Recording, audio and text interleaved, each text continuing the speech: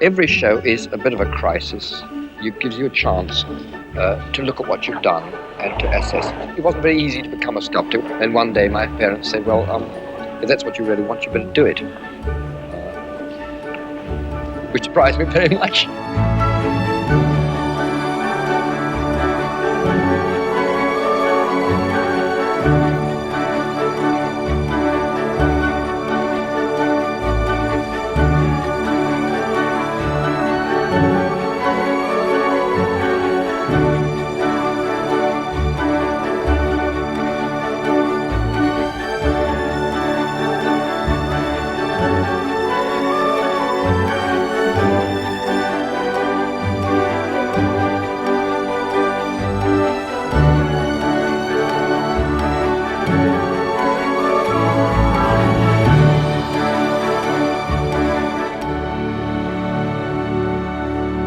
We're incredibly excited that my father is having a show up at the Hepworth Wakefield Museum, which is an amazing museum, and 8 miles away at the Yorkshire Sculpture Park. This is probably the largest retrospective of his work ever in Britain. It's really an oasis of wonderful art, both those two sites. Because of the broad range of his work and how much he made over this half a century, it's really fantastic for the public to see 2 exhibitions across 2 venues, one of which looks at the relationship to painting and one of which looks at the relationship to architecture. It's very interesting because Anthony Caro emphatically is an urban sculptor. His materials are the fabric of urban buildings, steel. And he always had a slightly, I thought, disingenuous and over-worrying attitude to the landscape. Because he always used to say, if I put my sculpture in the landscape, there's a danger it litters the landscape or that the landscape overwhelms it, and I'm not interested in a kind of romantic poetry. And yet, when you see his sculpture in a landscape like this, you realise that it can both confront the landscape, have a creative relationship with it, and actually engage with something that you don't always associate with Caro, which is the sublime. Anthony Caro came to the Yorkshire Sculpture Park in 1978. We started in 1977, and he was the first major artist to come to the Yorkshire Sculpture Park. He actually came with his wife, Sheila Girling, the painter, and also Philip King, who then became a trustee. But Tony was so enthusiastic. He had great concerns about showing his sculpture in the open air, but he was a great enthusiast for sculpture in general and wanted to support everything we were attempting to do here. I think it looks wonderful, and I think that it's any work that is strong enough and robust enough to carry itself, as Caro's work does, will work in this kind of environment. Although he had reservations about putting sculpture in the open air, he did loan Sculpture 7, which is in this exhibition. He felt that was strong enough and powerful enough to take on the landscape. It has a horizontality about it. And he talked about making sure that we had a base, a clear base, to show it in, and there weren't, and we didn't have too many intrusions in the background. My father's sculptures are very much about space, and particularly the early sculptures. When you see Month of May, those very early colour pieces play on that tension between being a physical object in our world and being ephemeral feeling in our heads. It's very much about defining the space they're in. It's hard to know what is happening because your visual brain reads it and your auditory brain doesn't know what's going on. All it knows is it's wonderful.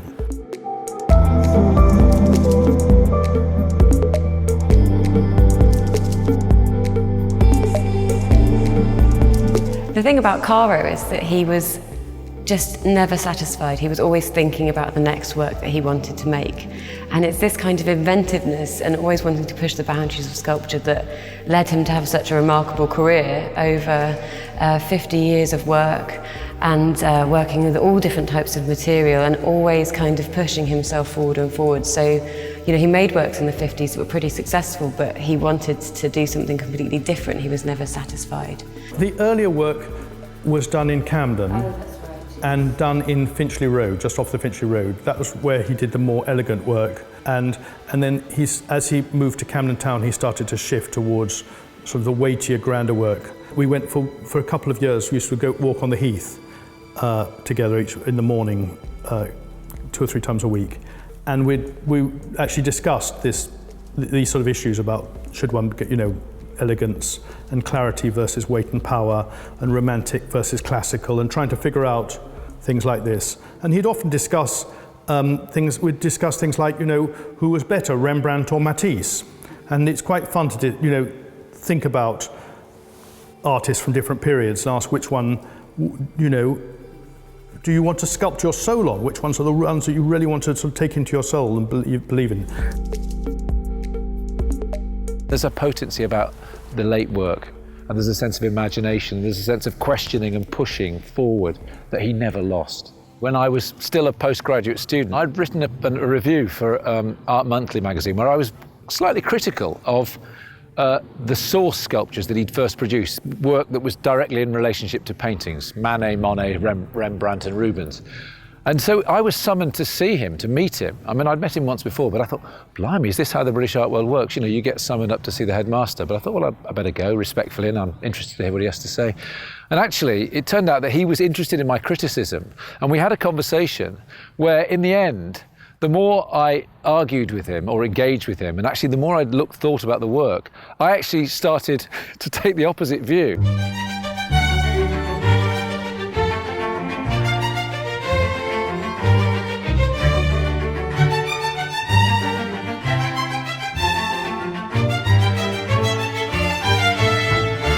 He often had music on when he worked, and he loved to listen to Mozart and to Schubert. At the end of the 60s, 69, he came to this quite large piano factory in Camden Town. His output grew, so he was doing 1 or 2 pieces at a time when in the previous studios, and he was able to have a whole series of works going on at once.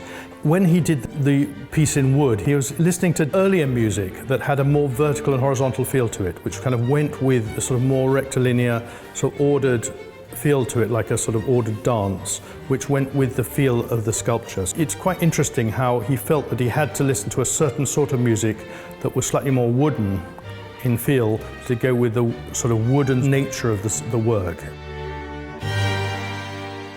Here at the Hepworth Wakefield, we're looking at the relationship that Caro's work had with architecture. It's been so wonderful when we're working in a building like this. So I'm really lucky to work at the Hepworth Wakefield, where David Chipperfield designed these beautiful galleries, and the work just absolutely comes alive. The work looks fantastic installed in here. Chipperfield's vision and Caro's creative energy and vision actually work beautifully together. And actually everything from early figurative works, where Caro talked about what it was like to inhabit a physical body, to the later pieces that have architectural detail, some of the Barcelona series, to that extraordinary terminus right at the end of his life, have an architectonic quality. In 1990, he said in a lecture that his work had been he had been interested in the dialogue between sculpture and architecture since the early 80s, but when he looks back, actually he could see it was always there, even if it was just at the edge of his mind. And so this exhibition here at the Hepworth Wakefield traces that sort of history, called the conversation that he was having between sculpture and architecture, from the work in the 1960s all the way through to the last sculptures he made in 2013. It's odd to describe someone whose status, I mean, not just the fact that he's knighted, he was an Order of Merit, and he's exhibited in most of the major museums in most of the major continents of the world, to say that he's underrated, but I think he is. I think his major contribution is that moment in the 60s, in British sculpture specifically, but internationally, where he knocks sculpture off the plinth onto the floor. It shares our space, it becomes more direct, it becomes confrontational in a much more obvious way. And it continues the legacy of constructivist sculpture, Picasso and Cubism, right through to David Smith, but actually takes it into a new territory. In 59 and so on, I was sort of trying to think about what is the nature of this activity. And it isn't to do with making model ships. A pedestal, a base, it seems to me, defines the limits of the world of the sculpture. And the same is true with the general on a horse on a pedestal. He's other than oneself. And I wanted to make sculpture immediate, I mean, half the trouble is making things stand up anyway. And in a way, you could do away with a lot of that by using the ground. I don't want the ground just to be a base for a sculpture. I want the ground to play a part in the sculpture. I want the ground itself to seem to act in the sculpture.